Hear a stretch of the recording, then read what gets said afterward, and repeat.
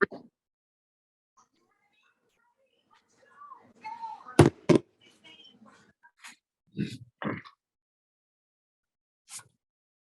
good morning, everyone that's joining us virtually and those here in the room to our first Board of Directors meeting for Brand USA for this fiscal year. Welcome all.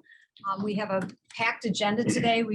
Brand USA has been busy with scaling the organization and the programs to welcome tourism back to the United States. And there's a lot that we have to report today, to share with you, a lot of good progress and a lot of new programs in place. So we'll get right to the agenda quickly. I just want to call the meeting to order and also welcome those joining us, the Board of Directors that are joining us both here in Washington, D.C. as well as virtually. You can see those representatives here on this slide.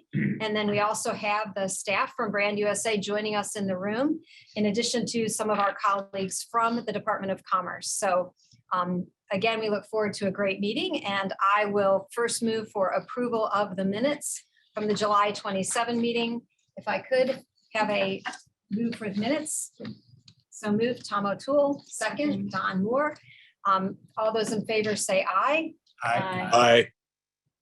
Those opposed? The minutes will be approved, and we will now move into the CEO report with Chris Thompson. Thank you, Madam Chair. Welcome board members, welcome guests online. Appreciate your interest, appreciate you tuning in. As the slide said, as the chair said, this is our annual meeting. So we'll be conducting some business in and around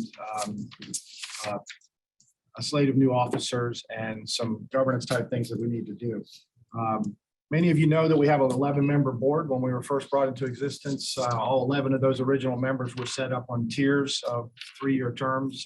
So the result of that over now 12 years later is that every year we have 3 or 4 board positions to deal with. This year there's 4 that we're potentially looking at.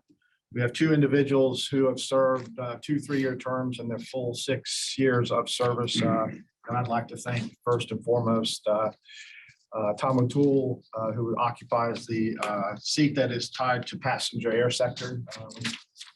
Joined us, he was the CMO of United. He certainly moved on to bigger and better things in another chapter of his life. But I have to say, the institutional knowledge and experience, the council and the active engagement and participation has been very much appreciated. Tom, we appreciate that commitment all these years, and can't thank you enough. The second person in that category is Alice Norsworthy. She's in the tail end of her 6 years term, certainly through several leadership positions, and has been chair this year. Alice and I have known each other, I think, pretty much our entire career. So when she joined the board, that she was a welcome addition. Alice has the distinction. Those of us from Florida in the attraction space talk about the big 3, and it's Disney and SeaWorld is Universal. And she's one of only a handful of people I'm aware of that has had experience in both of those. Certainly she leads as president of global market for Universal Parks and Resorts, their worldwide footprint of delivering through that experience. And so she's got a really heavy full-time job, but her commitment as chair this year has been very, very much appreciated. We had a meeting last night, a team dinner, and we thanked her appropriately and accordingly. That I wanted to do so this morning publicly and recognize that service. We have another member of our board, Don Moore, who is in the sector tied to land or sea transportation. Don's eligible for a second term. He's finishing his first 3-year term. He's raised his hand and says that he's interested in being reappointed. So he's done so appropriately. And the secretary appoints our position. So we're hoping to hear in the next week or so or soon about the appointments. And then Dean Canteras is in a position that's tied to immigration law and policy. And Dean's finishing his first 3-year term. He's chosen not to be considered for renewal. So we will be replacing him. So we're going to have 3 brand new board members that will be chosen here soon. We look forward to welcoming them. But I'll just say, in general, over the years, people say if you could pick one thing that has been part of the success of any public-private partnership, 3 of which I've had a chance to be part of, I always say it's the active engagement of our board, the commitment of those individuals that were part of the voice that created these public-private partnerships, and those that raise their hands and say they want to be part of it. So as the CEO, ultimately responsible for everything, I appreciate the counsel that you all provide on a regular basis. And for those that are departing, for a full line of service. So today is a meeting, there will be annual meeting, and that business will be conducted afterwards. But the body of work that we're going to be bringing forward, our fiscal year ended September 30th. So we're about a month and a half into our new fiscal year. This will be our first look at some of the close of fiscal year 22. We did a deep dive into that yesterday. We'll have a little overview of what that looked like. But more importantly, there was a framework that the board approved at the July board meeting that was submitted to Department of Commerce as it relates to what does our fiscal 23 year look like. This is going to be probably the first year where we have a full access to $100 million that was collected over the course of last year. So we're getting back to the business of that business. We're in the middle of our recovery efforts. It hasn't probably happened as fast as we had hoped, given still a high level of uncertainty across all the ways that we knew and in new and different ways that weren't part of it, even just 2 or 3 months ago. But we're ready to go. The strategic framework that's been put in place. What you're going to see today is a little bit of a look back at what's happened since the last meeting, which would be a portion of the close and then a portion of the open. Two big things we're bringing to the table is one, we become our nation's storytellers, and there's a debate out there, and there's really no consensus on how do you value what is the value and what is the end result of short, mid, long form content, as we're all now moving away from 30-second spots and really moving into how telling stories. And so there's been an effort ongoing that we're going to report on as far as ability for us to be able to do that. That we're very excited about. And then our ROI has been something we've had in place for our entire existence. It's been evolving, and we're going to invite our good friend and partner Adam Sachs with Tourism Economics, Oxford Economics, to come in and talk about the evolution of our ROI and how we're going to be evolving that and responding to the new way that we're marketing. So a lot of good stuff that I think will be really good for not only the board here, and excited that what the team's going to deliver, but for our friends that are dialing in. For those of you that are on the phone, at the end, we'll invite any comment or questions, and you can do that online. That's probably the easiest way to do it, to type into the chat box online so that we can see the questions, be prepared to answer them. So with that, Madam Chair, I'm happy to turn the meeting back over to you. So I will actually in turn it over to Don Richardson, who will take us through the financials for the end of the year. Thanks, Madam Chair. Good morning to everyone. Starting with our highlights for FY22, looking at partner revenues. Total revenues were $34.3 million. You can see the breakout as is listed on the screen. $32 million in partner cash contributions, $700,000 in in-kind contributions, and $1.1 million in sponsorship revenue. Most of our revenue, over 55%, came in the fourth quarter, and that's because many of our partners didn't really get to recovery until the fourth quarter. So most of it came in that particular quarter. From an expenditure perspective, we had $87 million, which was significantly under our budget by about $27 million. When we put the budget together, we expected to get into recovery basically the end of the second quarter and beginning of the third quarter. Most of it actually happened in the fourth quarter. From a cash flow perspective, we're in a very good position. From a travel promotion fund perspective, we met all of our matching requirements for that year. So we're entering FY23 in a very great position. Happy to answer any questions. Any questions? Thank you. Great. We'll now turn it over to Tom Garzilli for the CMO report. I came quickly. Thank you. It's great to be with everyone. I always enjoy this opportunity to share some of the work we've done in the last year and our plans moving forward. Before I get too deep into that, I want to first introduce a colleague and new partner here at Brand USA, our new Senior Vice President of Integrated Marketing, Stacy Melman, who's in her 7th day at Brand USA. I just want to say a quick hello, Stacy. Thank you, Tom. Hello, everyone. I am so happy to be here today. As Tom said, this is my 2nd week on the job at Brand USA, and I've definitely hit the ground running. And I just really want to thank my team, who's been just incredible in the onboarding process for me. It really helps to jump in and get to know this organization so well right from the get-go. For those who are meeting me for the first time, I'm a very passionate destination marketer. I've been in this industry for nearly 12 years, most recently serving as the Chief Marketing Officer at Visit Florida. It was there that I recognized the true power of partnership when it comes to destination marketing. I'm just really thrilled to build upon the experience that I've had at Visit Florida and expand that to the broad United States. And I look forward to working with everybody in this room, as well as our friends online, as we continue to promote one of the best destinations in the world. Thanks, Stacy. Yes, and as I said, we're happy to share our body of work from last year and our plans as we go into 2023, and in the process share our fantastic and talented team team leaders who will have the opportunity to actually be the storytellers today. We all know 22 is a blur of activity, and while we faced a lot of headwinds, it didn't slow us down, from our reentry campaigns to introducing our new influencer content and creating original stories, engaging with hundreds of buyers and partners around the world with events and training. Our latest iteration of Travel Week, which we'll talk a bit about, we've done all of that to keep our connection strong, and while at the same time managing hundreds of partners as we don't ever lose sight of our responsibility of raising the matching funds, of going out and bringing in $100 million a year from partners and managing the work with them as well. And by the way, just how much we appreciate all of that support that we get from the industry. 2023, we're going to continue to build on all of that as we move, our reach wider and deeper, and continue to strengthen our connections, innovate needed solutions for growth.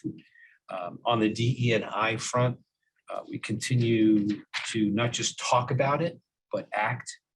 We've spearheaded research, we have created itineraries, and we continue to work to elevate the lesser known and under-resourced stakeholders across the country. And we're also excited about moving a bit into the MICE market with the help of a number of our industry leaders, including some of our board members, and just wanting to remind those who are in that side of the business that we are going to do that thoughtfully with our stakeholder amplification strategy in mind, which is to elevate those already in this space and lower barriers of entry to bring in new partners. And our first effort will likely be around the IMEX show in Frankfurt, which is an international show. And we, again, based on input from a number of our stakeholders and our own look at what that brings, we think we can create some interesting value opportunities. So with that, the best thing I can do is stop talking and bring our team together to tell the rest of the story. So I want to start with Susan Zacher, our Senior Director of Integrated Marketing. Hi, everyone. Thank you so much. I'm really happy to be here. Myself and Mark Lapidus, our VP of Product and Technology, are going to walk you through some of our FY23 consumer activities. But before we do that, we thought we would take a moment and celebrate some of the wins that we've seen over the past year. So the first thing that I will share is our influencer recovery program. As a reminder, influencers were a core component of our recovery strategy.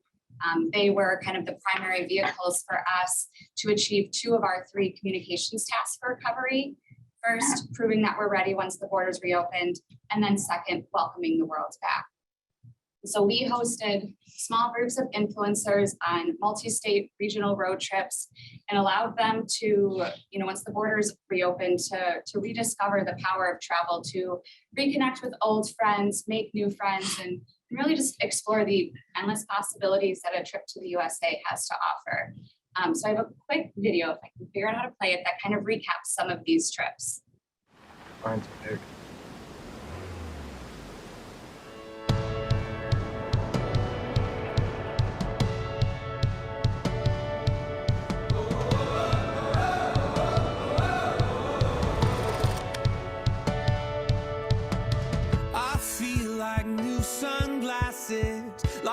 brand new pair of jeans.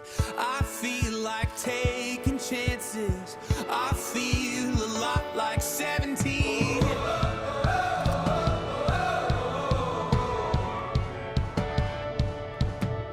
I feel like windows roll down new city streets and cabs. I feel like anything can happen, laughing. You take me right back when we were kids. Never thought I'd feel like this. Like when I close my eyes and don't even care if anyone sees me dancing. Like I can fly and I don't even think I'm touching the ground.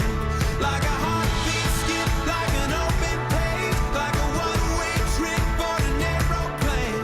It's the way that I feel when I'm with you.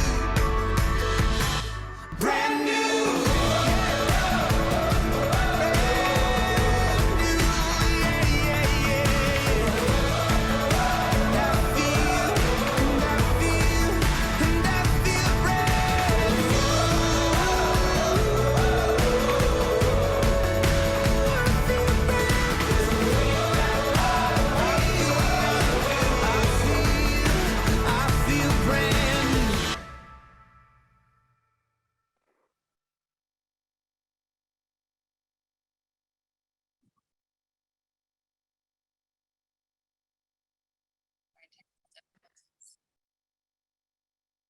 And how do I go back to that slide? So, beyond just capturing, really authentic, quite often heartwarming stories, we saw fantastic results for a program whose primary objective was focused around awareness. We were really thrilled to see that our reach, our impressions, the number of published deliverables exceeded all of our forecasts, giving us a more than 7-to-1 ROI on this program in particular. Mark? It is both my pleasure and honor today to speak to you about two platforms. One you've heard quite a bit about, which is Go USA TV. We'll give you an update on that. And also the fact that we're launching for the first time a consumer podcast. You've heard quite a bit about a corporate podcast, but this is actually completely different. This is actually one that's targeted at consumers worldwide and will deliver quite a sizable audience. So this is an obvious way to expand and optimize our reach. And both of these platforms bring this concept of pushing consumers further down the funnel. And, we do this by really kind of showing consumers what's beyond the gateway. And we can do it both with video and audio in very interesting ways. And at the same time, it enables us to actually have many more partners participate because it's certainly more options.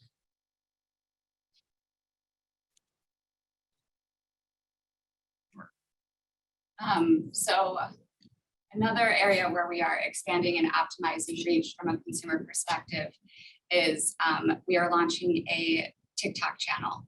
So according to Meta, 1 in 5 minutes spent online is watching short form video. And I think everyone here in this room has their cell phone with them. They've probably watched a video today, and vertical video is really optimized for that screen format. So we're seeing the presence of short form vertical video everywhere. Instagram has Reels, YouTube has Shorts, even Google is incorporating vertical video into its search results. And Visit the USA has a presence on all of those platforms with that specific format. The one place we're not right now is TikTok. And we see TikTok to be a really unique opportunity for us when it comes to growth. The platform itself over the last 2 years, its user base has grown by 40%, which is impressive when you compare it to Instagram, which only grew by 8%. We also know that travel, the vertical within that platform, is incredibly popular.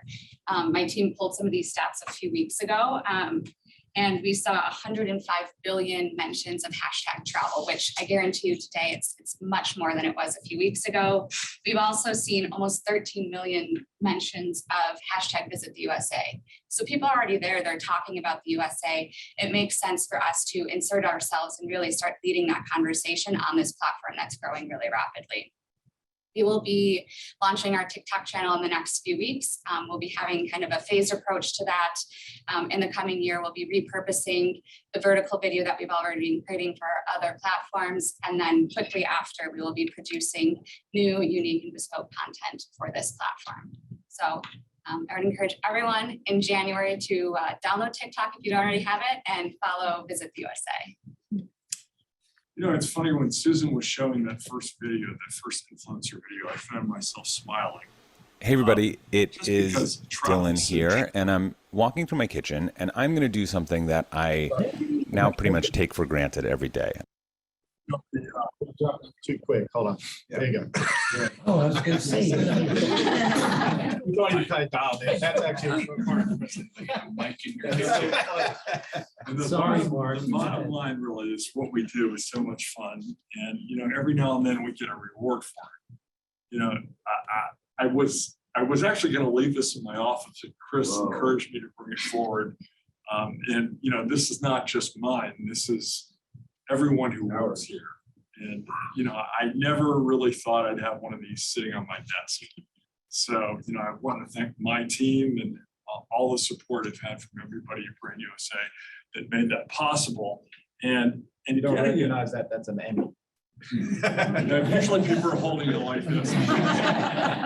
Making a ridiculously long speech, thanking their families. Yeah, I'd like to thank Chris Thompson. Zilli. So this actually generated another idea, which is we've been toying with the idea of doing a consumer podcast, but there are problems with this.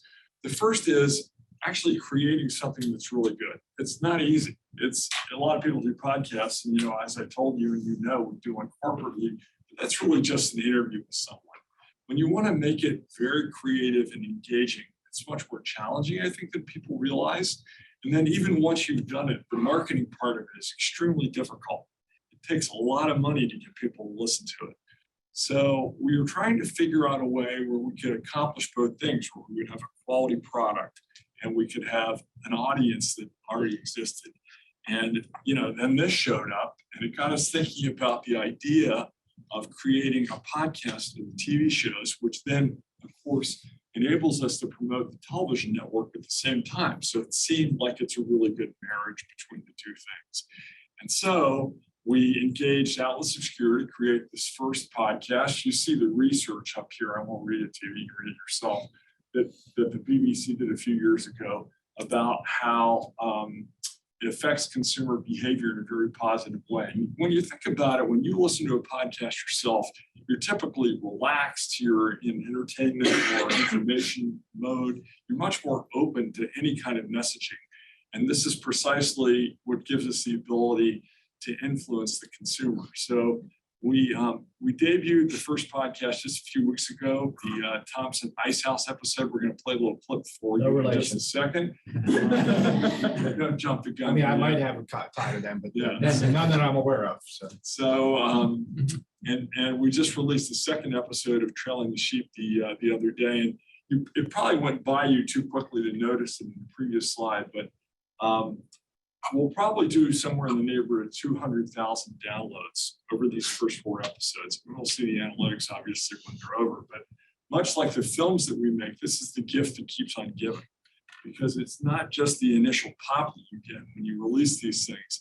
It's it goes on for a long time because they capture new listeners, and people go back and listen to archived podcasts. And you probably realize this from your own behavior once you get hooked to a podcast. So let's listen to 2 minutes of the Can I Thompson just, I Ice just want House. to Yeah, interrupt, sure, Tom. interrupt just for a second, just to add a little to what you're saying, because I want to make sure particularly our board is aware that unlike Go USA TV, which we created this network and we've had to build it and get an audience, what we did here is Atlas Obscura is probably the fastest growing global travel platform on their own. And so what we're doing is simply because Atlas Obscura created these shows for us, Dylan Thuras, who came from nowhere into our room, we are essentially riding on their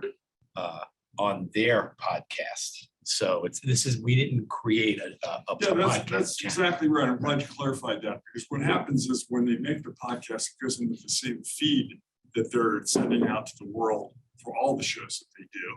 And that's the part about capturing the audience that's pre-existing. So let's, you actually might want to close your eyes for this. You're in your car, maybe at home in the bathtub, I don't know, wherever you're listening to the podcast. It's 2 minutes long, so here we go.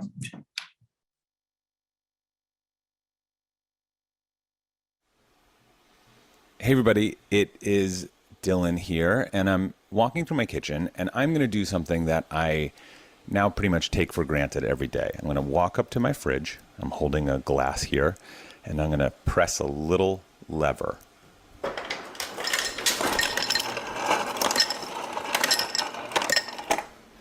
And that is ice magically falling out of the fridge into my glass, and then I can put water in it. I still think it's like one of the most luxurious things in the world. But 100 years ago, getting ice was a much more complicated endeavor.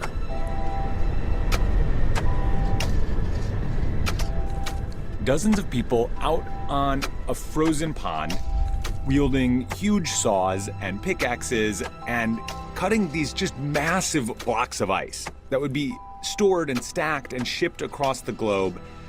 That was the way that ice got into people's homes and into their cups. It is just like a giant ice pick. Except it gets heavier. Yeah. I'm Dylan Thuris, and this is Atlas Obscura, a celebration of the world's strange, incredible, and wondrous places. This Small Town Big Story episode is produced in partnership with Go USA TV. And today we're headed to a small town in South Bristol, Maine for an old-fashioned ice harvest. Thompson's Ice House is about 90 minutes north from Portland, Maine, and it's one of the only places on the planet where people still gather every winter to take part in this particular antiquated process. And I joined in on the fun and work. It's a lot of hard work. So Atlas Obscura on ice after this. So I don't know if you noticed or not, but what Dylan told you actually was the name of the location he was making the episode in, and then he gave you the proximity message of how you're going to get there. That's one of the things we do with both platforms, actually with all the platforms. So next we're going to talk about what success looks like.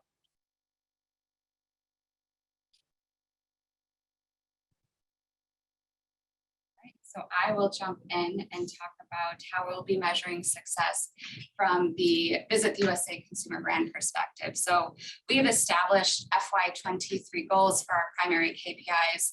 We did this by looking at a couple of factors. First, we kind of established our benchmarks here. How did we do in FY22? Kind of what's our baseline? We also took a look at the current media environment, taking things into consideration like emerging formats, vertical video, we know organic reach is down. So kind of analyzing what's happening there. We also looked at media costs from a historical perspective, as well as what our media budgets are this year, to come up with our FY23 goals for our primary KPIs. And so these are meant to kind of, be our North Star. We will be tracking against these KPIs every month just to make sure we're moving in the right direction and we're heading there at a pace that we feel is, best for us. But in addition to looking at the primary KPIs, something that we're really going to be paying a lot of attention to is secondary KPIs. And so I have a few examples on this slide, but this is not an exhaustive list.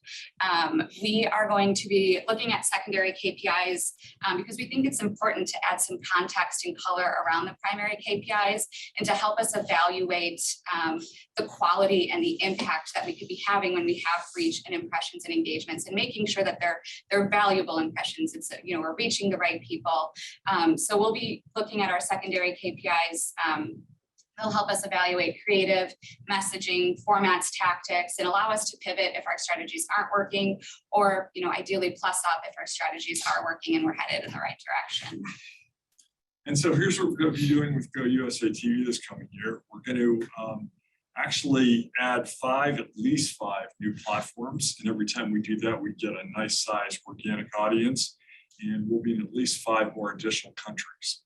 We'll produce 7 new original series and license about 30 hours of content. Part of the game in smart television really is to be able to have a lot of content. It's what the platforms ask for. And so it's really important that we continue to grow our library, both the originals that we make and also the licensing that we do. We will increase our overall sessions by 50%. It's a really aggressive goal, but I feel confident we're going to be able to reach that. And we'll be pulling in, 2.5 million sessions at least, and grow the time spent listening by 120% to over 93 million minutes. We'll continue doing our work with a whole bunch of different destinations around the United States. For the first time, we're going to be doing research in this coming year where we find out more about this product. And specifically, we're going to be talking about what the network does to affect travel intent, which is a very important thing for us. Obviously, it's the whole reason we do it. And Tom alluded to this in the beginning, and he's going to explain it now, but one of the most important things is figuring out exactly what the viewing in this network is valued at from a marketing perspective. So Tom is now going to show you exactly how we came to those numbers. Thanks, Mark. Yeah, and I would just, add to what you're saying and things, something we talk about a lot. Brand content development, it has been happening across lots of brands. But what is so unique to the destination marketing space is it can always be part of the story. So again, just to keep on the subject of the Bristol, South Bristol, Maine, and the Ice House, you're hearing a great story. It's a compelling thing. Dylan happens to be a great storyteller. The town, the place is always part and parcel to it. And what's interesting about all the content we create, whether it's the vertical video all the way up to our films, at the heart of it is just one effort, and that is to get the viewer to say at the end, man, I have to go there. Or, wow, I thought I knew America, and I don't. And that is at the heart of this. And so we can uniquely take advantage of this longer form content where pretty much all of it is essentially a commercial. And we're not alone in this effort. And we realize that, and we were part of kind of bringing together this group that we're calling this Content Value Initiative. And want to say up front to anybody here on the board, anyone listening in who has any interest in this subject, we welcome and invite you to be part of this. And again, I'm going to go through this quickly, but happy to get it deeper into this with anyone who's interested. But the Content Value Initiative it's a working group of voluntary members of people associated with our industry. And the purpose is to establish a baseline value in the viewing of organic content by consumers on all the streaming channels. Why are we doing this? Because it doesn't exist right now. And the whole valuation of viewership is going through a huge disruption. Even the Nielsen ratings, something that have been around for our lifetimes, are really being turned on its head. So from a travel and tourism perspective, that's what this is about. It's just, the fact is that there's no standardized valuation. We've all come together as a group. If you look at that group, and I think actually size of the slide gives you a little more there. When you look at that group who are involved, it's pretty obvious why they're involved. We're really thrilled to have Destinations International really adopt this rationale and this work, and they're going to be presenting it at their annual meeting. We really are appreciative of Visit Florida, Myrtle Beach, Puerto Rico, who lent their expertise to this, and then of course with Mediacom and Tourism Economics. And again, the idea is simply to really look hard at these at the various video channels and try to equate and put in an equivalent advertising value on the minutes watched. And this is going to be a continuing work where this 1.0 is meant to publish and create a baseline number that we're going to continue to own.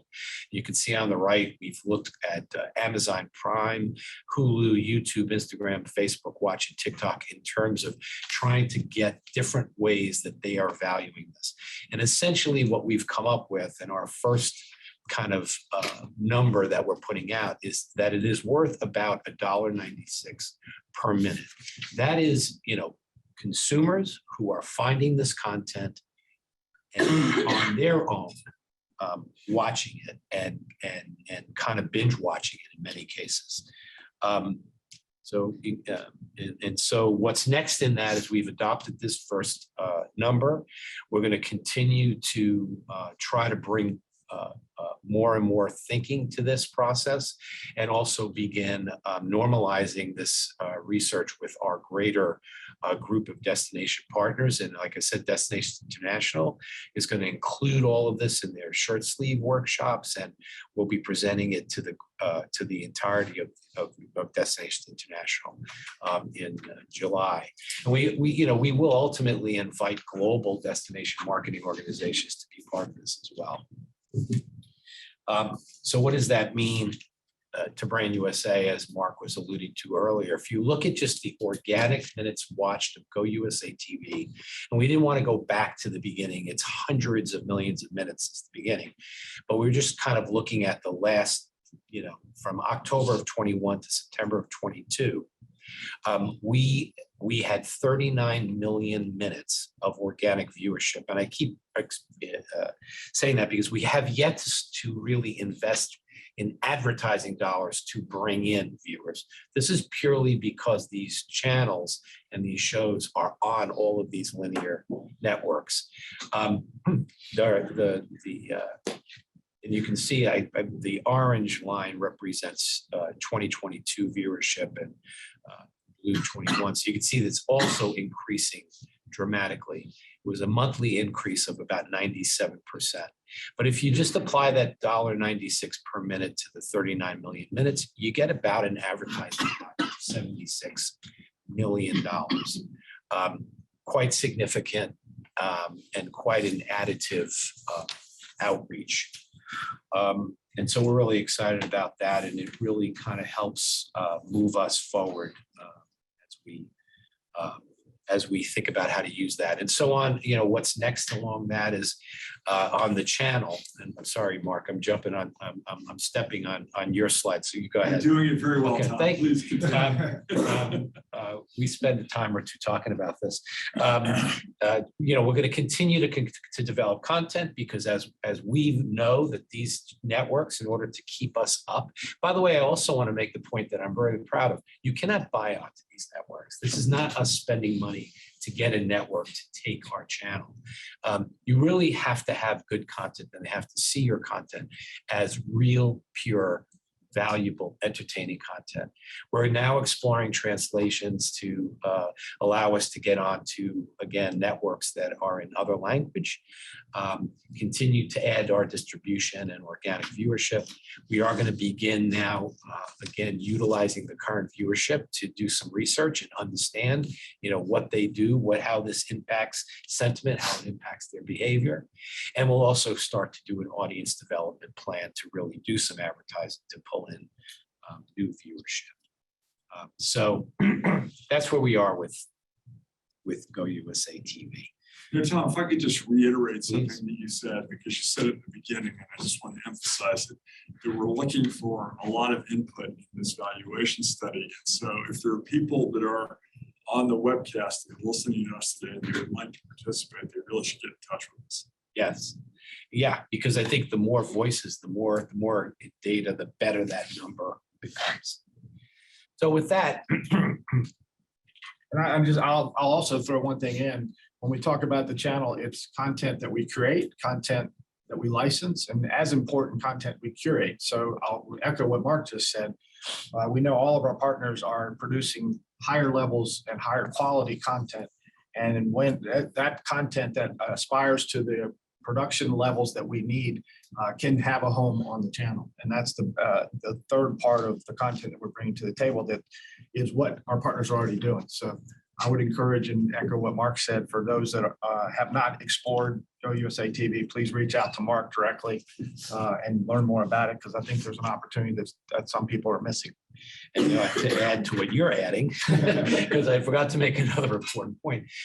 From a Brand USA perspective, uniquely Brand USA, and our model and our whole need to match ESTA funds, this is another platform that not only is doing everything we just said, but it actually provides a place where partners can contribute content. For example, Discovery Channel, who contributes to us episodes of television shows that help us get on more networks and provides in-kind value that helps us match ESTA funds. So, that's just, I would call an added benefit of why this channel has, the added benefit to the channel existing. So to move on, now we get kind of to the trade side. We've been focusing on our consumer efforts and what we do to try to inspire consumers. Of course, in order for all of that to work, we have to be connected to our global partners on the ground, our tour operators and our travel agents and the media and all of the parts to the buying channels around the world, and our strategy around that, around how we do that for our stakeholders, how we address our stakeholders' needs, is the strategy that we always call stakeholder amplification, which again is advancing the efforts of those partners already in the market. There are many of them who have been there, who were there before Brand USA came around. We are always trying to advance their efforts while lowering barriers of entry to new destinations and attractions. And that effort continues in many ways, in many forms. And we're just going to take you through some of the highlights of some of those things. I'm going to start by bringing in Alexis Adelson to talk about Travel Week. Do you have a remote, Alexis? Okay. So thank you. This year, we hosted Brand USA Travel Week UK and Europe in Frankfurt, Germany, first time outside of London. And not only did we host Travel Week, but also we had two other concurrent events, CEO Summit. Speak up a little bit, Alexis. Just speak up a little bit. Yeah, there you go. And also a media forum. So this year is a snapshot of those three events. As you can see, we hosted over 500 attendees across a very busy week. And I'll take you through each event.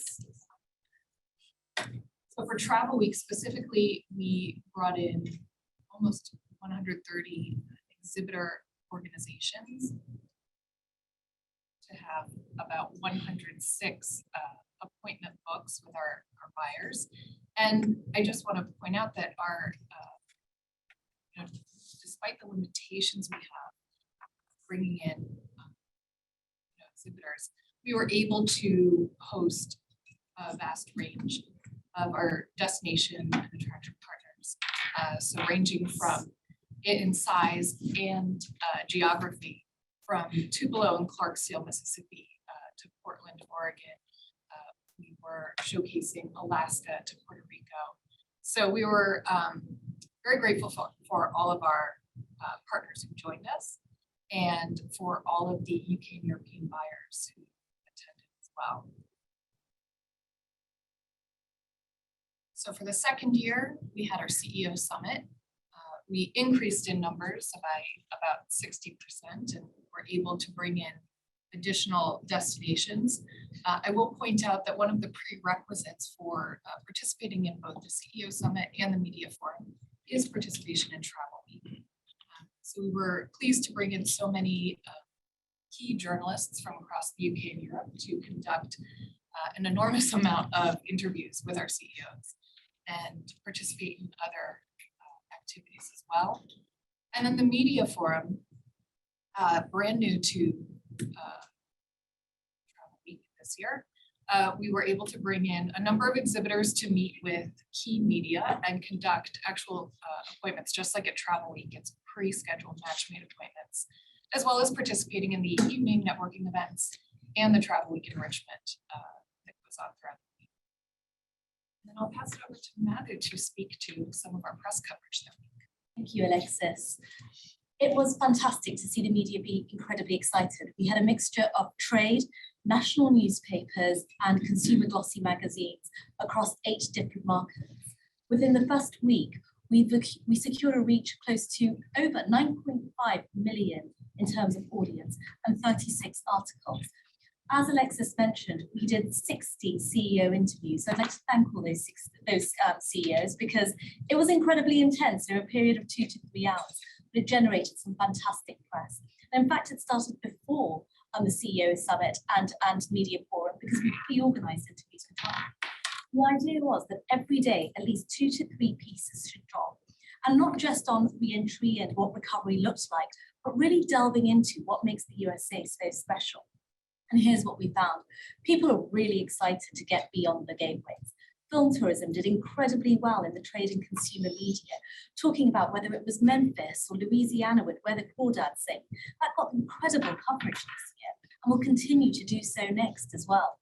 We also found that Oklahoma, who knew that there was the Bob Dylan Center that opened this May, the number of journalists that were really excited about it and want to discover more. We have French Rolling Stone who've now actually commissioned a journalist to write about it. Idaho and Minnesota came out as big winners. Journalists really loved the great outdoors that they represented all year round. Another one was Lake Charles. Not only did Carl Edmondson do incredibly well in the trade media interviews, but people are excited about that foodie story there, particularly Southern cuisine. So it was fantastic to see all of that. And the coverage is still continuing to come out, particularly with consumer publications. We just wanted to highlight some of the pieces that come out. And as you see, there is movies and TV are playing a lead role in US tourism. The fact that diversity and authentic diversity is something that's incredibly important in how we tell our stories. And of course, recovery and how we really are doubling down on our marketing efforts, but predicting an incredibly strong rebound for 2023. So where do we go next in our earned media story? Well, speaking to all those journalists, understanding what the partners are telling and what the media want, we've identified our 5 storytelling pillars for 23. The great outdoors continues to be incredibly interesting to media, especially as we still come out of the pandemic, this idea that we want to roam free. Sports tourism, nowhere else does sports tourism like the US, that culture, the camaraderie. We recently had a UK group press trip come out to New York. And these journalists, for the first time ever, went to a Knicks game. I can't tell you the emails that I got just saying, wow, this is so exciting. This is like sheer entertainment. You don't need to know anything about basketball. Luxury, we see this. And how we're defining it in the media space is really about curated experiences. It doesn't necessarily have to be 5-star hotels or Michelin-starred restaurants.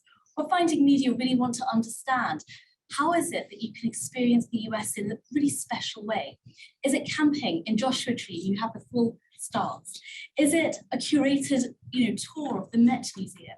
Is it actually working with the local chef and going to the markets, learning about local produce? Culinary journeys. We're seeing this across the world.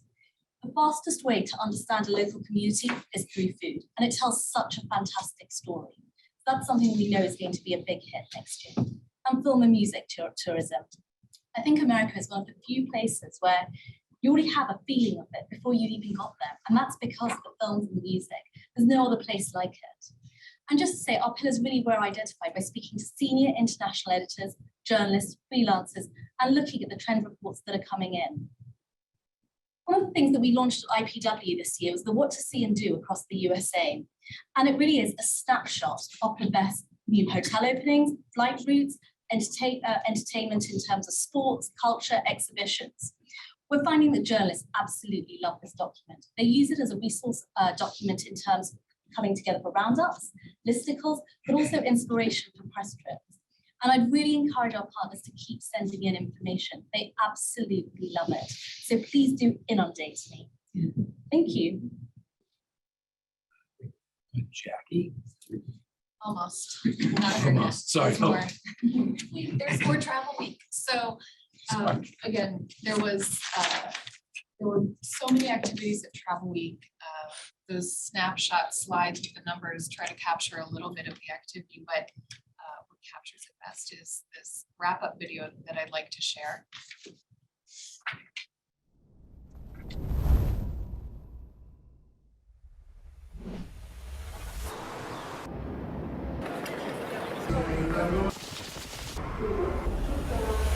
So here we are in Frankfurt, Germany, Travel Week 2022. And the moment you walk in here, you realize you're in a special place. Europe's as important as any market in the world. It's our #1 long-haul market. This is us bringing our suppliers to our buyers in as much uncertainty as all of us have seen in a long time, looking for lots of answers on how do we get back to doing what we do. We're here in Frankfurt. It's the first time now that we're doing Travel Week outside of London. We're here for Brand USA Travel Week, our media forum, and CEO Summit. Well, just being here for the 3rd live year really, I think, establishes Travel Week as a forever thing. I've actually participated in all 4 of the travel weeks.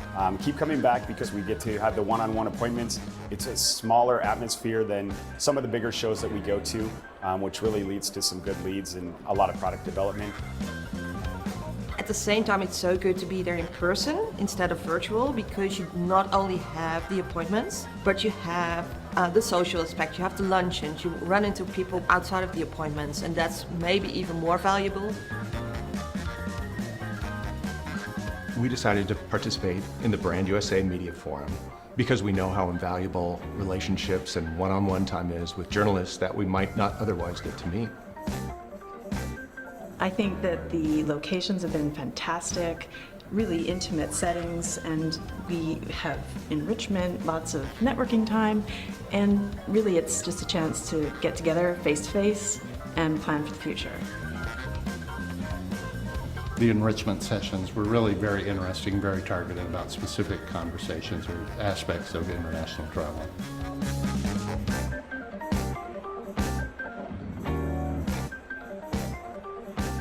The receptions at night offer us more experience to talk to everybody and really build those relationships, but really a nicely put together trade show by Brand USA.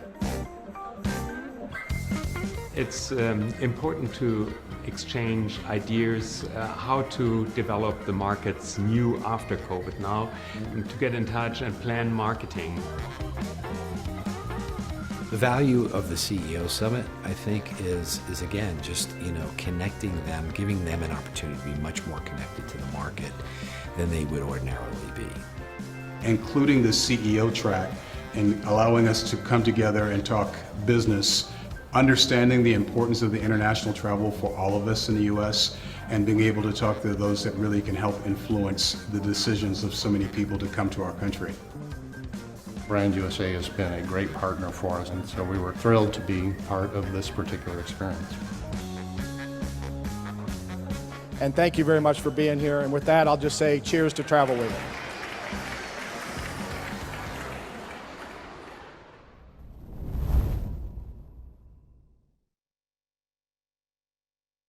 A huge thank you to the entire team here at headquarters, for partnership and for helping us deliver a really wonderful event full of great programming. We really value everyone's contributions. Thank you to everyone who attended. Thank you to our sponsors. Every year we try and do better, improve on what has been established, figure out what's working really well, identify opportunities for improvement. And we do that, in a number of ways. We debrief as a team. We also try and get our attendees' feedback via surveys and on-site anecdotes. So thank you to everyone who did complete the surveys. For those of you who did or did not at any time, at any point during the year, please feel free to reach out to us at Brand USA, info@thebrandusa.com, or reach out to me directly. We always want to hear from you and hear your ideas, ways to make things better. I'd like to speak to the foundational elements of Travel Week and areas we've identified for improvement. So appointments are invaluable to this event. We did identify a glitch in our matchmaking system. So I'll point out that this was the first year where Brand USA built its own custom registration matchmaking system. And, you know, we're still optimizing that. We did identify a glitch and we have fixed it. We have tested it. We have implemented it for our virtual events coming up in December on Brand USA Global Marketplace. So what you can expect for 2023 is more mutual match appointments being prioritized. As for enrichment, we continue to see the value in that aspect of the programming. We'll be tailoring each session to meet all attendees' needs. What was unique to Frankfurt's event is that all of the attendees were able to join for a single enrichment session at a time. What you'll see in London next year is 3 concurrent sessions during those enrichment time slots. So we will be able to have both what I call like core enrichment and also elective enrichments, where you can really identify a session topic that's valuable to you. And then for networking, you know, crucial to a successful event is networking opportunities that meet everyone's needs. We'll continue to provide those evening events, daytime opportunities. And what we heard from you is you want more of this, but you also want more space to have really successful networking. So we will be taking all of that into consideration. And as for logistics, you know, we're looking at ways to accommodate even more exhibitors year over year. The shared table concept that we instituted in the beginning, but really took advantage of in a big way this past year, was very successful, and we'll look to have more exhibitors sharing where it makes sense so that we can bring in more destinations. We will continue to tweak the appointment schedule to facilitate, you know, more mutually matched and desirable appointments, and look at ways to expand buyer recruitment, thus allowing more exhibitors to attend. As for the market updates, which are for exhibitors on the Monday, we'll look at optimizing that format to get that information to everyone in the best way. And in general, from a user experience point of view, improving that user experience on the platform for registration, getting your materials, and also providing both the exhibitors and the buyers more information in advance and on site in terms of buyer and exhibitor profiles. So you're better prepared for your meetings and able to follow up afterward. So I thank everyone. I look forward to seeing everyone in London next year. So save the date, October 16th or 19th. Be on the lookout for registration beginning January. Any questions from our board? Yeah. Alexa, I do have a question. What is the percentage of private sector suppliers that are attending Travel Week at this point? So I do have that information. I have to pull it up, but let me get that answer to you. So the reason that I ask is I think that it would be a really great opportunity as being in the private sector that we have people that can also come and do business. I think that, you know, it's wonderful and you've done an amazing job of getting back into market. You know, but from what I'm hearing from as a supplier and some of our DMO partners, they don't have an opportunity to bring their hotels and their attractions in a much more meaningful way. That is an opportunity as you look to expand that I would ask you to also look at, so that the tour operators, and I think Noel can probably you know, weigh in, that the tour operators are looking to also do business at these meetings other than hearing about the destinations. So Tom, I'll answer the first part. Sure. Join in. So we had this year about 85% of the exhibitors as destinations. And then we had attractions, theme parks, ticket suppliers, transportation, some national brands. So comprise the other 15%. And we do We do prioritize the destinations because this really is their moment to expose the buyer universe to what we have to offer and educate them and make those connections. But also, as it relates to bringing in more hotels and attractions and product, people with product, that's a really great opportunity for someone to bring in someone as a shared exhibitor. So to take a table together, a destination with a hotel or a destination with an attraction, as it makes sense. I'd just like to see it expanded. If you're looking at expanding, table shares, et cetera, that we look at. Yeah, I mean, as you know, we've talked about, I mean, we did this event because we're trying to create a real value opportunity for stakeholders. And the challenge is a really clear one. There's a very limited number of buyers across Europe. And what we don't want to do is turn this into a more traditional trade show where you have more exhibitors than you have buyers. So that's the challenge. That's why, and we're going to get into the virtual platform, things like the more direct buying opportunities we see really taking place more on the virtual platform, because you can have an unlimited number of those events. You can only have in 3 days with 130 some odd buyers that exist across Europe. Maybe there's 150 if you really pull them all in. You can just only have so many. And so you know very well, New York alone could fill all the tables for those exhibitors. So not that we don't want to do more opportunities for exhibitors, for retail. We are going to create opportunities to do that. I'm not sure it's going to be within the traditional travel week because there's just only so many spots that we can do.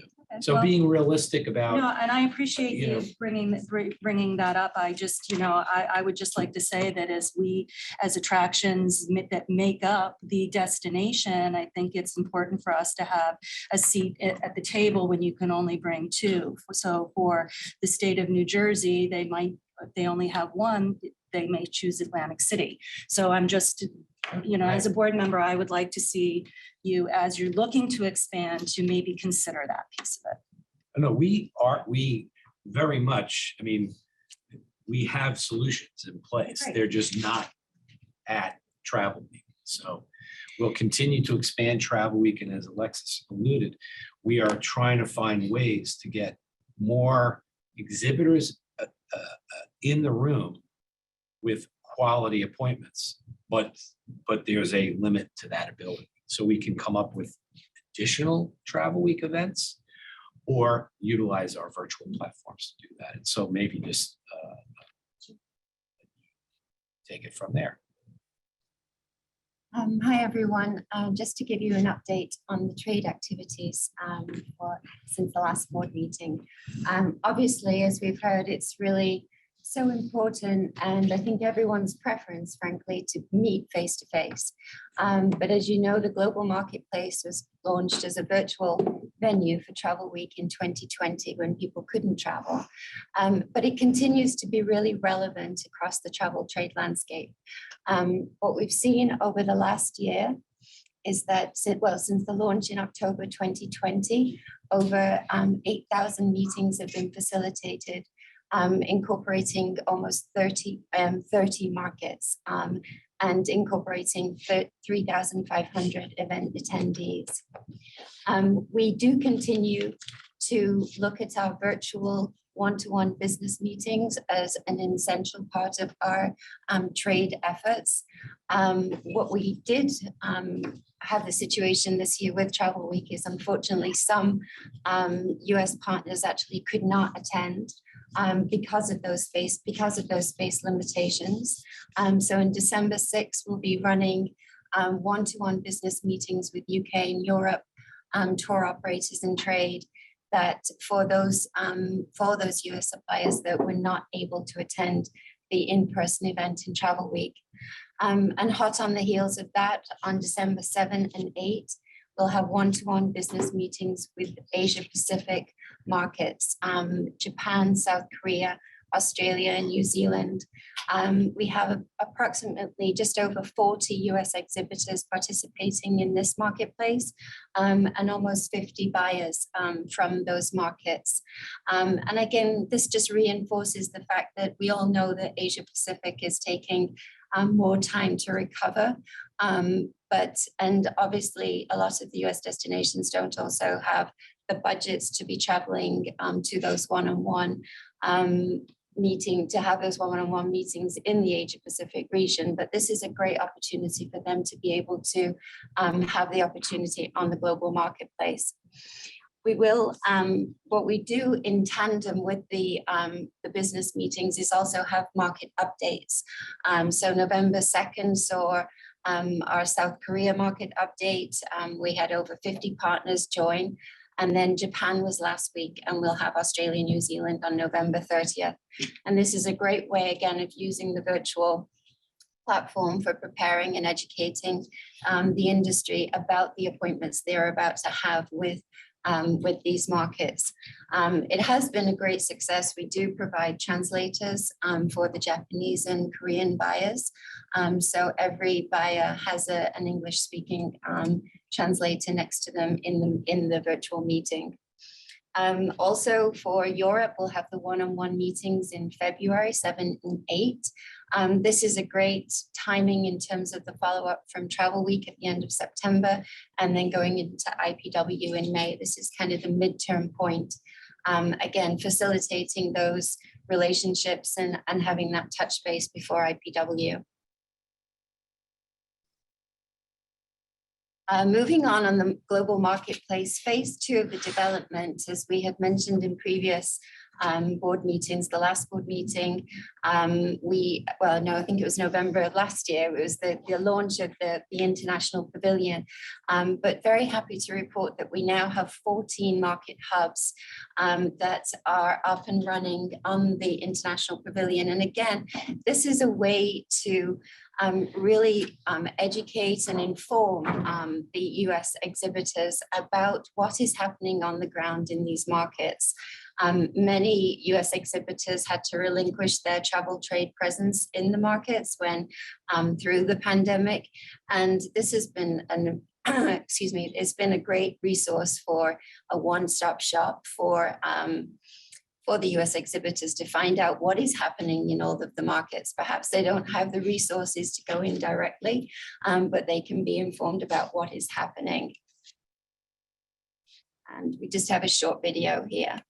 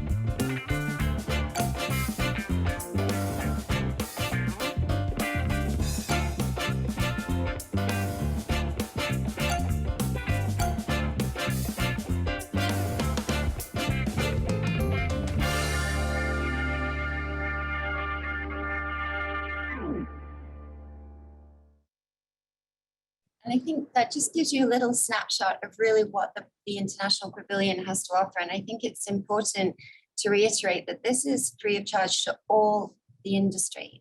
You have to be a registered user, but it is a real tool for the entire industry. And the tour operators and the travel agents that have signed on and also registered, industry has the opportunity to connect directly with them on this platform. So just touching base on what actually we have been up to since through the summer and since the recovery resources have been implemented. We have had a very busy few months, obviously really kind of getting back into the market.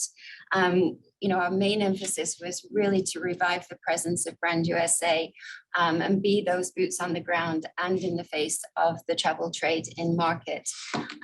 We saw trainings of nearly 16,000 agents globally through fiscal 22, and then also with the USA Discovery Program, which has been just an incredibly significant tool for our agents through the pandemic and continues to be so. We have over nearly 31,000 users globally. Obviously, if you do recall, last year we were actually at 35,000 active users. But I do want to reiterate that we do take it very seriously about the users that are on the platform so that it is meaningful. We don't, we could have a lot of travel agents that are no longer working within the industry or they're not engaged with the United States. So we are constantly purging and resourcing agents and increasing agents every year. We actually had almost 3,000 new agents join the platform this year.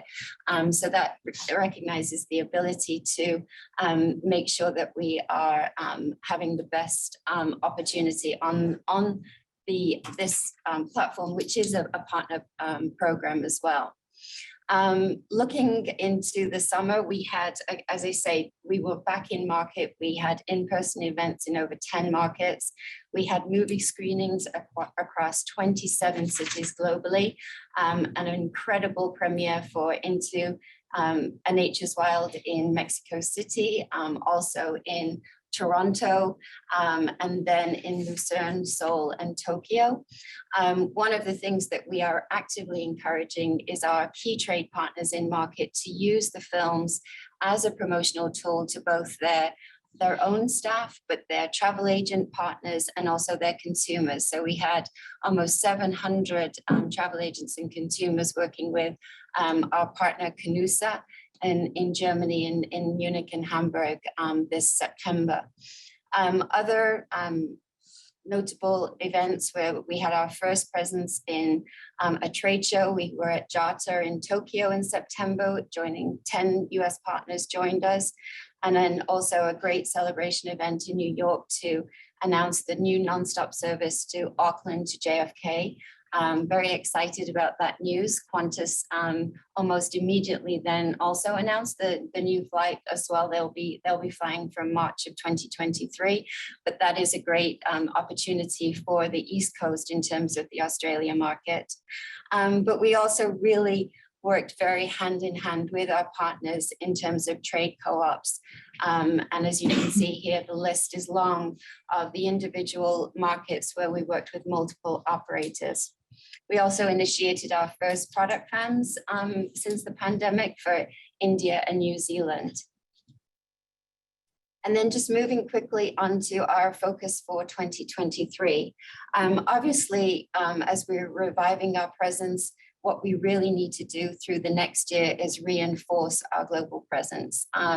We have increased resources in all of our target markets, which is an incredible opportunity. The budget for global trade is now more than it was pre-pandemic, which is very much appreciated by the team. And obviously we've been able to reinstate the teams in Belgium, France, Italy, Netherlands, and Spain, which has been terrific. And we will continue to do all the things that we are meant to do as a global trade team. We will do the product fams, we will do the webinars, we will do the trainings, We will create new product. We have a new product development initiative working obviously alongside our partnership team. But then we will also continue to do the signature events that Brand USA, only really Brand USA can do in market. As we speak right now, our first mega farm since the pandemic is operating. It's actually our first mega farm for Europe. And we thank American Airlines for supporting us in this endeavor. We have agents from Italy, France, Switzerland, Germany, Netherlands, Belgium, UK, and Ireland. They're on a 5-day trip around the States in different small groups. And then we'll have a finale in Dallas on Saturday night. So very excited about that. We will be initiating our traditional UK and Ireland mega farm in April of next year, and also Australia, New Zealand in either early May or early June. Also, sales missions are back. We will be covering 10 markets this year. So please, registration links are up on the Brand USA website.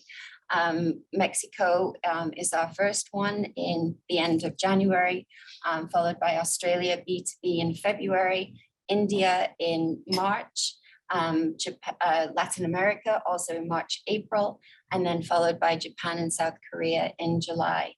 And then, as I say, we will continue to use the global marketplace as a opportunity for all US partners to engage with the travel trade around the world on a one-to-one basis.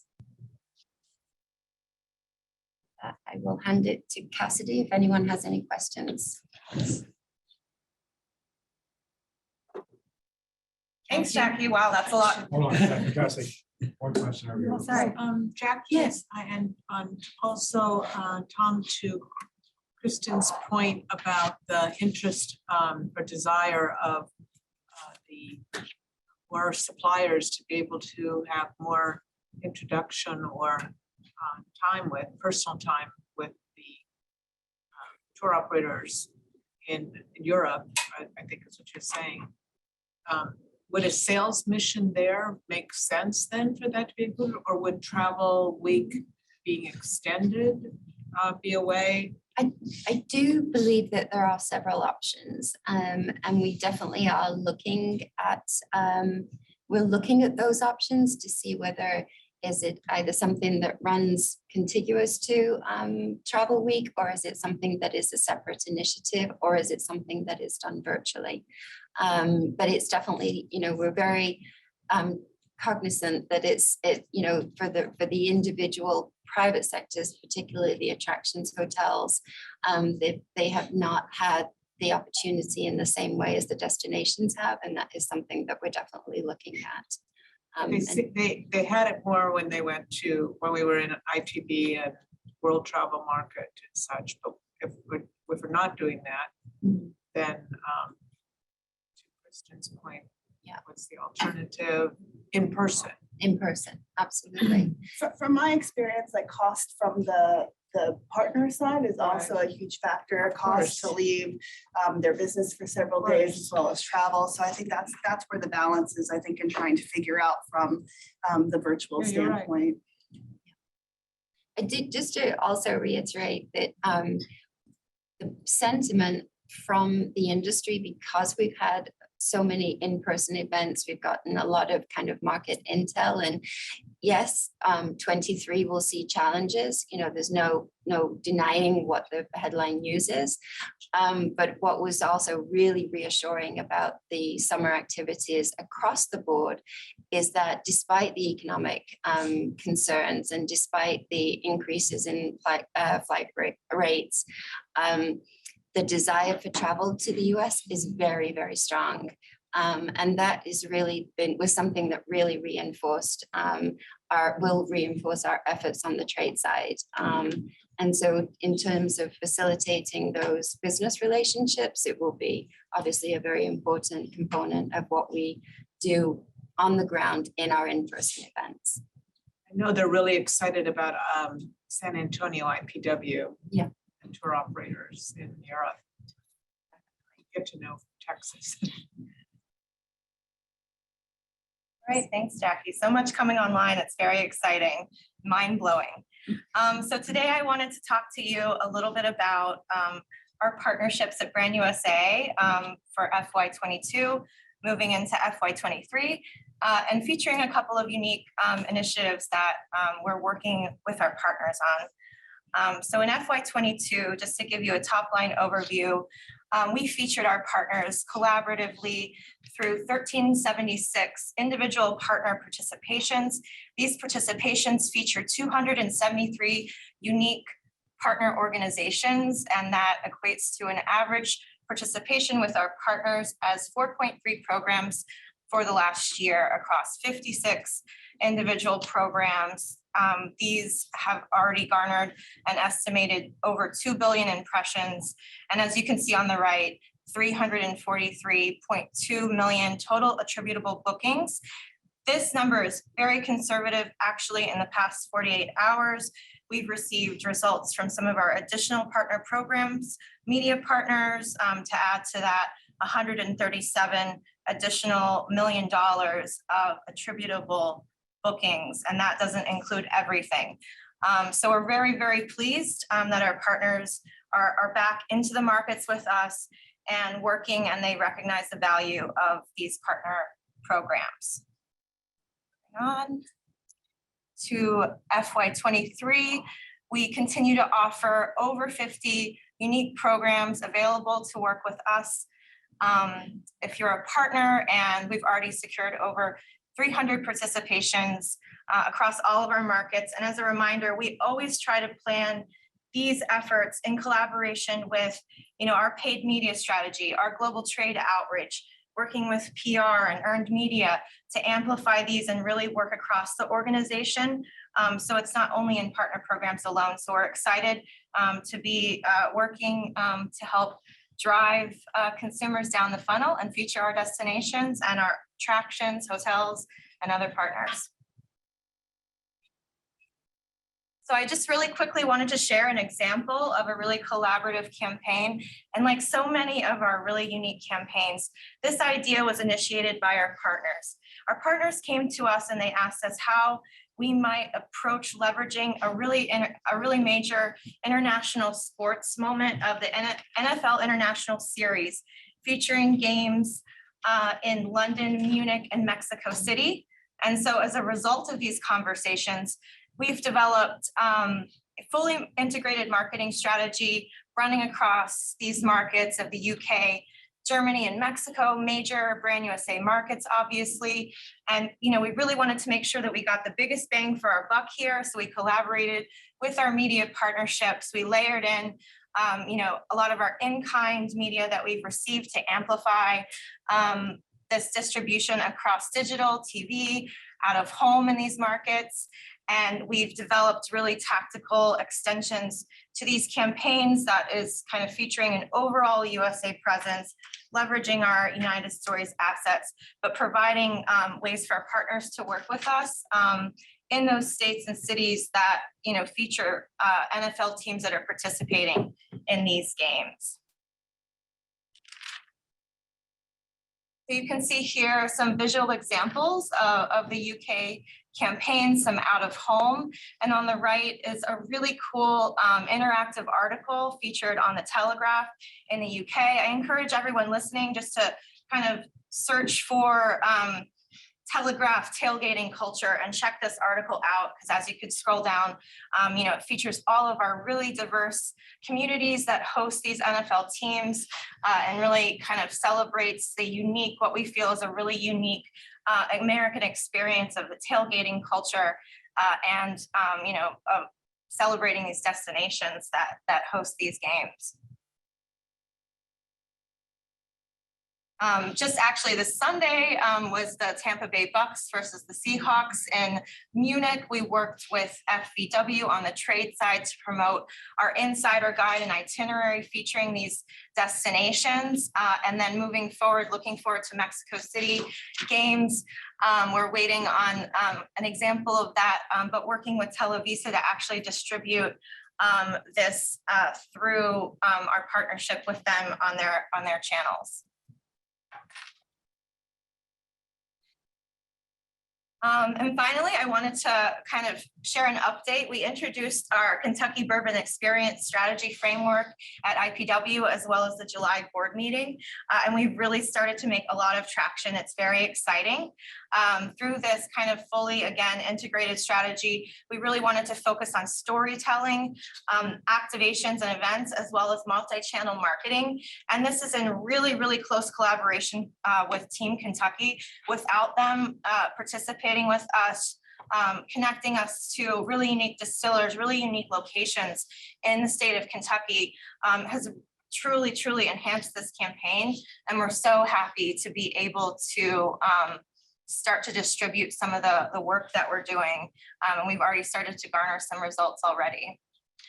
So a lot of our activity was focused around the month of September, which is National Bourbon Heritage Month, as well as the Kentucky National Bourbon Festival, as well as a gorgeous time to visit the great state of Kentucky. We hosted a concert activation at Buffalo Trace Distillery that was experienced by international influencers as well as international journalists. There's a UK press trip, as well as 5 UK, UK and German influencers, again, who explored the state of Kentucky during this really robust and exciting time. So we're very excited. We continue to estimate that these results are gonna come in. We've already kind of garnered about 54 million impressions, featured 11 individual distillers across our storytelling and content efforts, individual content productions, and featuring 5 individual cities in Kentucky. So, you know, more to come. This is a 2-year strategy that we're executing, and we're very excited. Yes, one question. How many other programs, you mentioned Kentucky, but how many other of those types of integrated large programs are in development? Well, whenever we work with a partner, we always try to kind of leverage, you know, a lot of the assets that we have and a lot of the resources that we have to truly make these not random kind of acts of marketing, but a truly integrated strategy. This one is definitely kind of emblematic of, you know, the team kind of firing on all cylinders. So across all the marketing disciplines, from consumer to trade to PR. So we really are proud of this execution, and we're looking to kind of continue that, those types of efforts. To answer your question, it's the first one we've done to this level and integrated to that degree. We're really using it as a kind of a case study on what we can do moving forward. Certainly will be a great way for us to leverage partner contributions toward shared goals and objectives. So I think that's why we're talking about it a lot, because it's really the first one that we've done at this level. So knowing we're running short on time, I want to introduce this ROI evolution. We've asked our great friend and partner, Adam Sachs at Tourism Economics, to be here with Rosina to give the board an overview of the evolution of our ROI. A lot of what Mark and Tom talked about, which is when this was put in place, this framework was put in place 10 years ago, however long it's been, how we were marketing is very different than what we're doing right now. So we have to acknowledge, to find a way to continue the baseline, but then to continue to evolve it. So I'll turn it over to Rosina and invite Adam, I'm hoping is online. There he is. And to have a real quick conversation about how we're going to evolve that. And that's the last piece that we have to bring to you. Hello, Rosina. everyone. As Chris just said, we've invited Adam as the head of Tourism Economics, who actually runs the ROI for us, to take us into the history and the evolution of the ROI and how it started in 2013 and how we are doing now. The idea is for us to have a small brief of what we do, and it's already being published on each one of our ROI reports, which is like the first part. But usually people get right into the numbers. So here is just an explanation of how we've evolved, and we keep evolving on adding more metrics to provide insights into the impact that we have. So with that being said, Adam, we're gonna let you run your show and go through your slides. Thank you. Right, thanks, Rosina, thanks, Chris. I'm gonna take you on a tour of about 10 years of research, and I'm gonna do it in 10 minutes. So think about that as 1 year per minute, and we're gonna go ahead and get going. So right at the beginning, we tackled and needed to by one of the requirements of the Travel Promotion Act and the establishment of Brand USA is to measure the return on investment of its marketing efforts. And so we were brought in right at the beginning to begin to work on this. I'm not going to spend just a couple of seconds introducing ourselves to you. I think we know each other fairly well, having worked together over some of us for decades. But we do work with about 500 organizations over the course of any given year. What we do as a company is kind of squarely in this space of looking at travel-related analytics and how does travel affect the economy. And so this is kind of squarely in our space of measuring economic impact and looking at ROI. So here we go. The big picture here is we've got what's approaching a full decade of work. And in fact, in the coming year, we'll cross that mark. And over this period of time, there've basically been 3 phases of analysis, one building on the other as we've moved through this decade. The first is starting with a market survey-based approach to measuring the ROI of Brand USA, right? And then we moved from there to expand on that to look at all markets using market surveys plus an econometric model. And then finally, and this is where we are now, where we've been over the last 2 years, but we're going to be expanding on this in the coming year, is not only using that econometric model, but also using digital attribution, using mobile devices to track travelers' exposure to Brand USA marketing and their response to Brand USA marketing.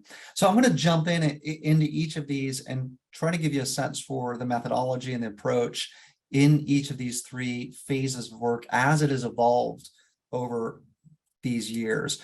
The basic process throughout, so regardless of how we're measuring incremental visits, is the same. And so this has been a standard throughout this decade, where we first start with, we need to measure how many visits are motivated and incrementally generated by Brand USA marketing.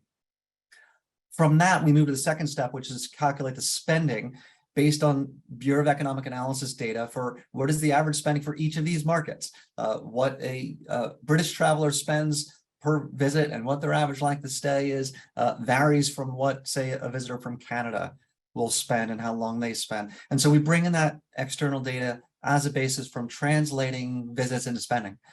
But then we need to allocate that spending to different industries, because some of it's going to be in the hotel industry, some in recreation, some in food and beverage, some in transportation, and down the line. And that's important because we need that industry allocation of spending in order to then connect that to an economic impact model for the US. We're using IMPLAN, a very widely used economic impact model based on government data that translates that incremental spending in different industries into GDP, jobs, income, and taxes. And that's what that schematic on the right hand of your screen is showing, is the translation of the spending that's generated by Brand USA marketing to look at how does that flow through the economy?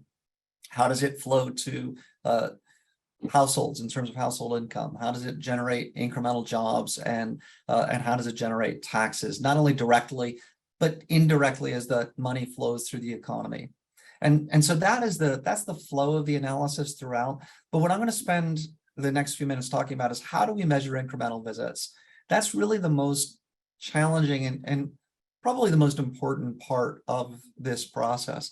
Well, we started right in the beginning with market surveys, and these are surveys that were fielded by the Brand USA research team in a rotating set of markets over time. And these were really useful surveys.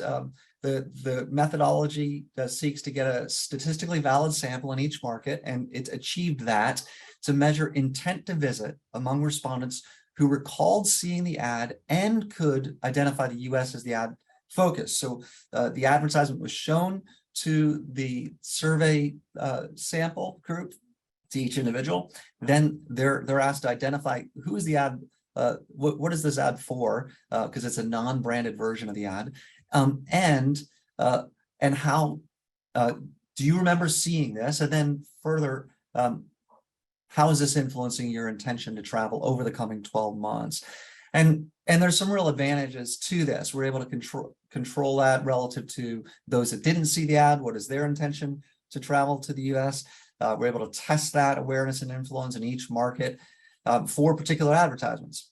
And what you see on the right-hand side in that table is the results of those surveys in 3 years. There were other surveys done in other years, but this is a good example. And you can see the percentages of those that saw the ad and could identify the US.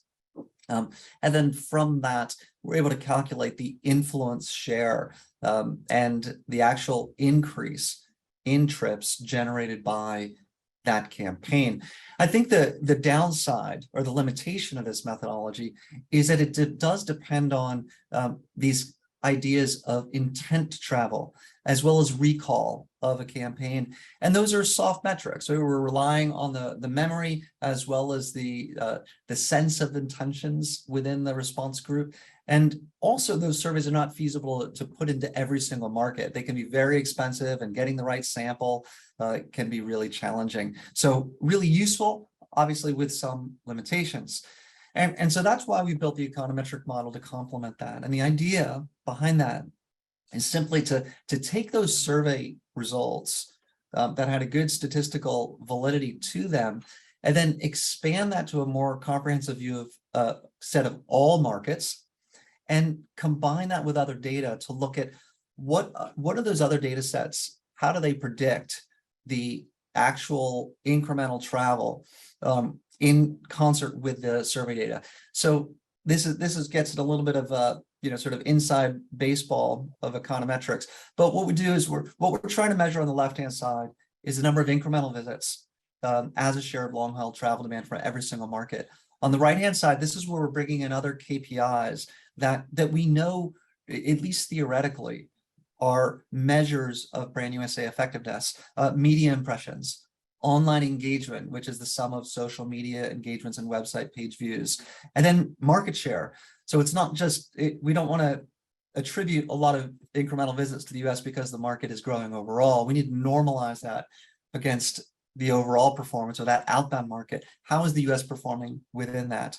Well, this econometric model has actually done a really nice job at predicting incremental visits in a way that's consistent with the markets and the time periods where we have survey data. And in fact, here's an example of kind of a set of survey results and how the model did, independent of the survey, at predicting incremental spending generated in that market. And you can see that on the right-hand side in that chart, that the model generally does a pretty good job at predicting a very close measure of visitor spending per dollar invested in that market. It does tend to be a bit more conservative in most cases as well. And we're fine with that. You can see the average of these is that the surveys were estimating a ROI of $35 for every dollar invested. The model is predicting $31 for every dollar invested. So a reasonable range there, a little bit on the conservative side. What that has allowed us to do moving forward is not rely on the survey alone, because we can't field that in every market every year, and also to tether the results to data that we do have for every market every year, notably those KPIs of social engagement and impressions and market share. And so that's what you're seeing here, is how we've leveraged the model based on those KPIs over time, with the surveys as one anchor in the model, ensuring that they're continuing to produce reasonable results. And what you see on the left-hand side is those KPIs, and certainly they've risen and fallen with what's going on in the macroeconomic environment, and of course the effects of the pandemic in 2020 and 2021. But these are key drivers of the overall performance in the model, as is market share on the right-hand side, which I'm just showing as a sample year what happened in the year 2016. And so that moves us to this third phase of how we've evolved the modeling here, which is incorporating mobile device data. And we've partnered with Arrivalist, which is a location services company that tracks mobile devices. Over the last couple of years, we've been working with Arrivalist to use their data as another input into this model, and in a sense just run it parallel to the model as a way to test the model, but also substantiate the results and strengthen the findings over time. So let me walk you through the Arrivalist data and how this works. What Arrivalist does is they compile mobile device data to observe a control group that's exposed to non-Brand USA ads, right? So think about this as a group that doesn't see Brand USA ads. And then they compare those users and how often they actually visit the US, and basically we're just tracking a device here. So did the device see a Brand USA ad? And then did that device show up in the US compared to a device that didn't see a Brand USA ad and showed up in the US? And what it comes down to in simple form is that the difference or the increase in visits to the US, or the rate of visits to the US among those that saw the Brand USA ad relative to those that didn't see the Brand USA ad is a measure of that incremental lift generated by the ad. We then do a number of steps on our side. We scale the results to the size of the visitor market in each individual country and then project that forward. But what it produces in the end is an estimate of incremental devices that visited the US as a result of Brand USA paid marketing. And we're estimating device counts, which we then of course need to scale to visitor counts, right, based on the average party size. And then what we then do, and this is all part of the whole, is not every market is covered in the Arrivalist research. We can then use that in concert with the overall econometric model to measure lift in other markets that are not covered by the mobile device data. And what was really encouraging as we got into this is that the results of this methodology were pretty consistent with what we've been measuring using the econometric model. Kind of cutting through this, there's a difference of 7.1% between the two approaches. So the Arrivalist data indicated 987,654 incremental visits in fiscal year 2018. The econometric model was about 7% higher than that at just over 1 million visits. And if you want to look at it in terms of kind of dollar ROI terms, mobile device model, ROI of $27.80 for every dollar invested. Econometric model, $29.75 for every dollar invested. So that tight range, very, very encouraging in terms of the approaches validating one another and really putting us in the direction of being able to continue to leverage the Arrivalist data moving forward. And then finally, just to give you the kind of what has this produced over the last nearly 10 years. So in terms of a spending ROI, you can see that it has been averaging $22 in spending per every dollar invested. And that includes, of course, a very, very low ROI in 2020 and 2021. Federal taxes generated $3.36 in federal taxes for every dollar in funding for Brand USA, generated some $25 billion in visitor spending over this period of time. And on an ROI basis, on just the marketing, not the total budget, it's 25-1. Right. So that's the big picture. Thanks for going on that journey over the last I don't know if we kept it to 10 minutes or not, but we certainly covered the full decade of work. But I'm happy to hang around and answer any questions if we have time. Just for, if you wanted, the other gentleman that was on the line was the representative from Arrivalist in case there anything came up that related to that methodology. So any questions anybody has, I realize that's probably lots of numbers, lots of information at the tail end of a 2-hour meeting, but that is an evolution of how it started and then how it's evolved as we've changed and evolved our marketing and trying to figure out how do you attribute our impact on influencing intent that drives to incremental visitation. So question. Yes, I have a question. Thank you. Adam, how do you confirm that the actual visitor by cell saw the ad, saw the Brand USA information or content? Yeah, there's a pixel that is put on the actual digital ad itself that then allows the device to be tracked once it's viewed. And Bala, feel free to add anything to that to clarify. So No, you no, you have to got view it it right. on the phone, mobile. So if someone they see viewed it it on on a the phone. desktop, we wouldn't have had that association. So we have the pixel deployed on the creative itself. So no matter whether they saw it in the desktop or mobile phone, we monitor that. We do have a cross-device matching. So if someone saw the ad in the laptop and brought their smartphone, we're able to see that because we associate those devices to that individual. Okay, great. Thank you.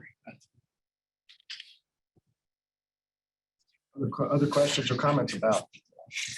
Yes. Are compliments okay? Yes, sir. I just want to compliment the continued progress in the ROI methodology. I mean, this has been a subject of intense focus of mine for the last 6 years.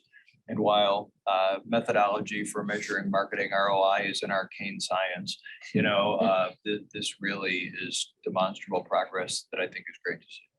I really appreciate that, Tom. I tell you, and Adam can speak to this, but early on when we realized, particularly on that first reauthorization, that we had to prove that we were having an incremental impact. That's what was the basis for the birth of this methodology. We took the original form of it, Adam did, and took it to Commerce, took it to anybody in the government that wanted to look at it and to offer a opinion on it or constructively critique it. It passed all those tests, and I can tell you the first time it came out was the year before the vote for reauthorization. It literally then gave somebody concrete evidence that was validated that they could take to a member of their legislature of Congress and say, not only is this working and we believe in it, but here's proof that it's the case. And so as we've evolved and as we've changed marketing, we realize we have to maintain that foundation as a relative comparison. But as you've seen, and kudos to the team, I only understand half of what he just said, but we put it in the hands of the experts and it's still a really valuable tool. So I appreciate Adam and the team, expanded team and team that are doing it, and the work that Rosina does in shepherding it, and the entire team's contribution to what's put out there. So thank you for the kind words. Other comments? Okay, thank you, Adam. Thank you, team. So our last piece of business is the governance piece, Madam Chair, and I'll leave that to you and I guess Keiko. Okay. Or maybe I'll let Jake shepherd us, since he's kind of the steward of the process. So this is the annual meeting of the Board of Directors, and this is the meeting at which the directors elect leaders for the following year. It's an interesting time for the board. We, as Chris mentioned, we've got 2 directors who have exhausted their eligibility, and Tom and Alice, and we have 6 directors who are in their first term. So the Governance Nominating Committee depicted there, in collaboration with Alice Norsworthy, over the last several weeks have been burning up phone lines and emails, seeking input from their fellow directors on interest, availability, and finding the right spots. So before all the directors here and in the inboxes of the directors virtual, as a slate of candidates, it's in a resolution. We don't need to read the resolution, so I'll just summarize it here.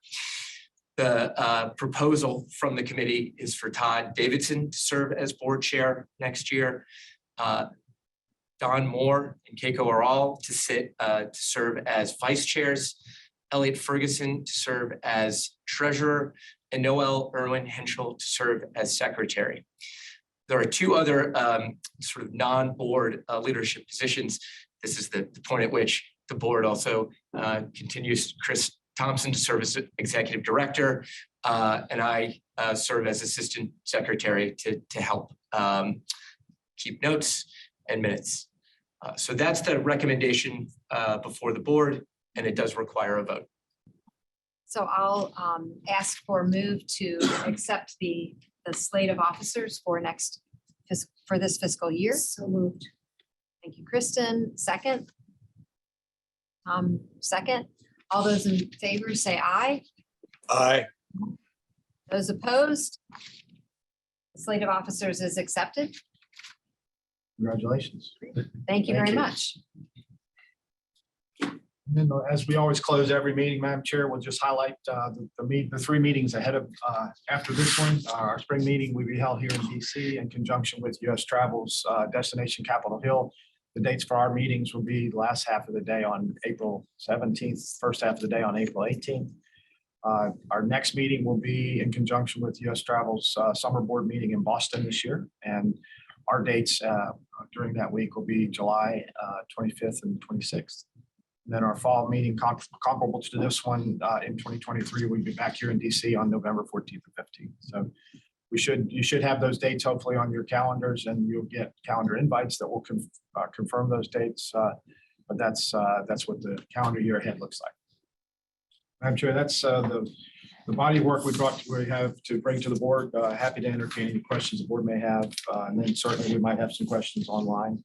And I'll ask Brian and Aaron to navigate that as we see those. Great. Board questions first. Yeah, board questions. Any other board questions as we close the meeting? Seeing no board questions. We do have a number of public questions that I'll read out and direct to the appropriate parties. So first, I'll feed to Tom and feel free to pass off any of these, but there is a few about the content value initiative in particular.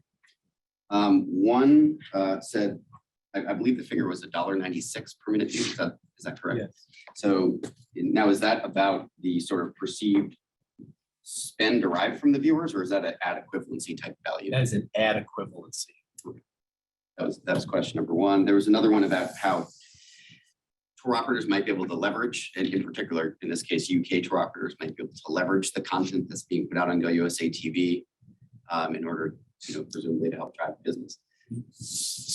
Well, happy to, whoever that is, I would just invite to connect with us. There's a lot of different ways that we have tour operators who are using the content, pushing it out to their customers, pushing it out to their consumers, using the films as to hold events.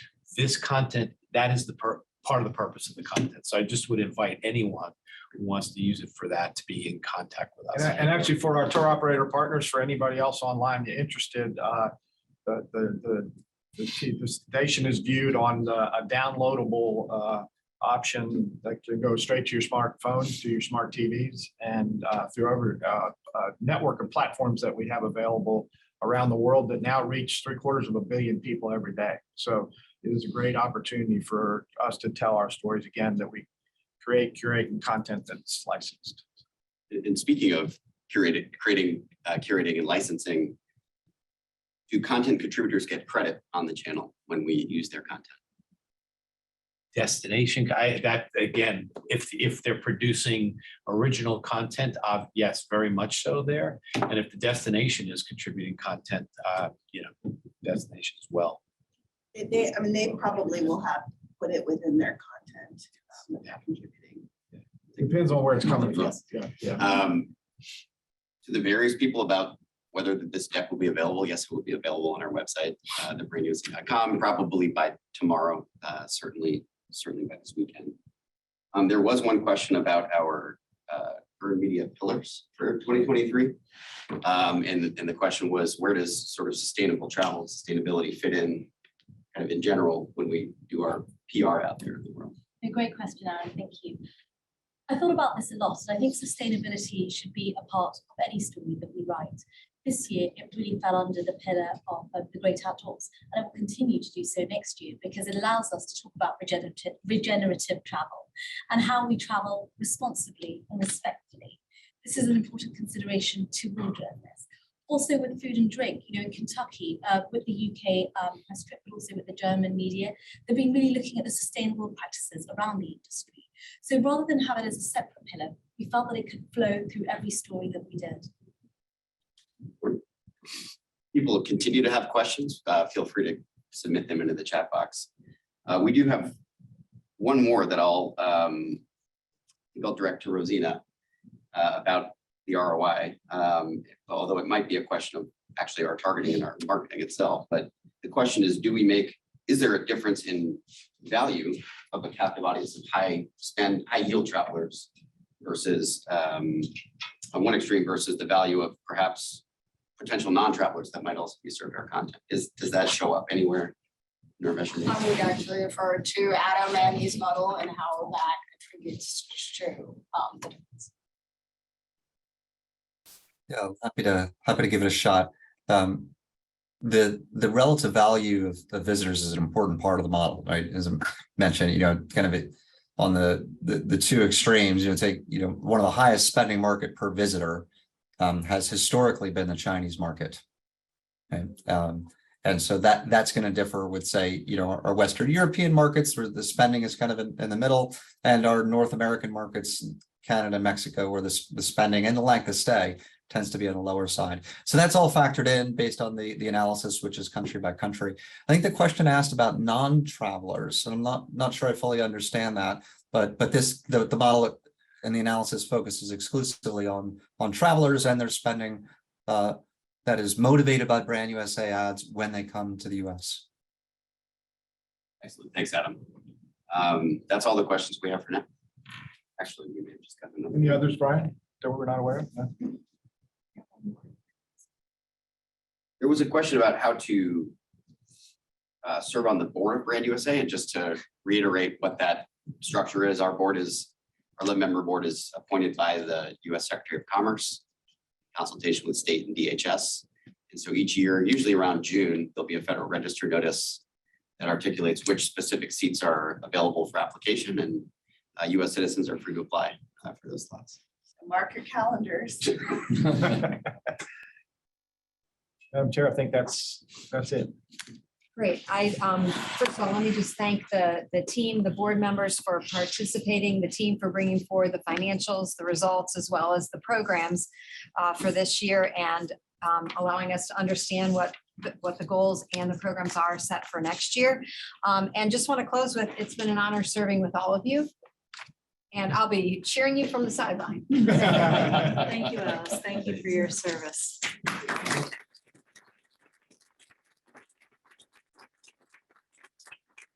So the meeting's adjourned. Thanks to everybody, board, team, and member and audience that took time to dial in. Yes, thank you for Happy joining us. holidays. Thank you. Happy